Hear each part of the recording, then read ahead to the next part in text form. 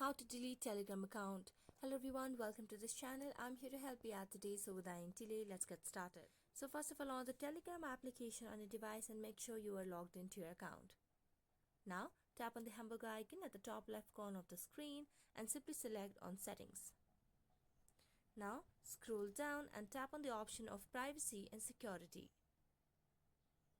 Scroll down again and you'll be able to see the option of delete my account. So you can simply tap on the option of if or wait for. So here what happens is you cannot delete your Telegram account immediately. So the minimum amount that you need is 1 month.